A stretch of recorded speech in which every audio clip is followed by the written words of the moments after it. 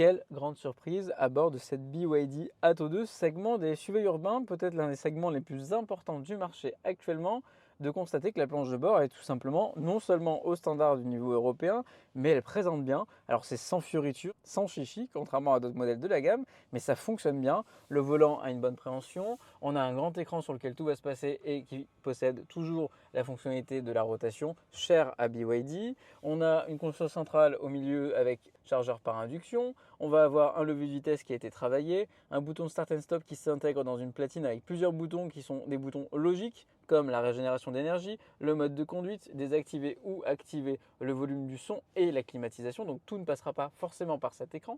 On a, regardez, si vous regardez la planche de bord, une sensation quand même d'horizontalité assez évidente. On a une visibilité sur l'avant, l'écran n'est pas trop haut, celui-ci est bien intégré dans une fausse casquette, c'est très très bien intégré. Et puis on a des matériaux de relativement bonne qualité. En tout cas, tout ce qui est au toucher sonne bien, c'est assez agréable et notamment cette petite ligne, ce liseré faux cuir qui en fait n'en est pas un du tout, hein, mais qui donne un sentiment de qualité perçue, tout comme ce faux Alcantara qui n'est qu'un petit plastique, mais qui présente bien.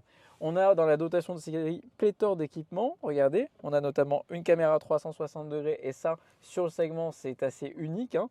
C'est rarement dans la dotation de série. On va avoir un toit panoramique également pour pouvoir baigner l'habitacle. On va avoir aussi le volant et les sièges chauffants à l'avant ainsi que le pare-brise et les rétroviseurs. Et puis, on aura, assez important dans une voiture électrique, donc on bénéficie évidemment de la navigation intégrée avec le planificateur d'itinéraire. Alors il faut évidemment avoir du réseau, vous voyez, au moment où on veut vous montrer, ça ne fonctionne pas parfaitement.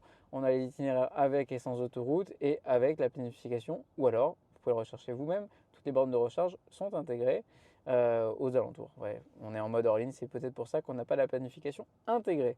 Ensuite, on aura quand même dans les dotations de sécurité le régulateur de vitesse adaptatif, juste ici avec les commandes à gauche, et on va avoir bien évidemment les feux de route automatiques. La sellerie sur laquelle je suis installé possède également des réglages électriques. Alors dommage, pas possibilité d'avoir de mémorisation, mais en revanche à cette dotation de prix, à peu près 28 000 euros en haut de gamme, 30 000 euros en haut de gamme, on reste quand même sur un véhicule relativement bien équipé, même très bien équipé, à tarif compétitif et puis une garantie de 6 ans qui vient enfoncer le clou.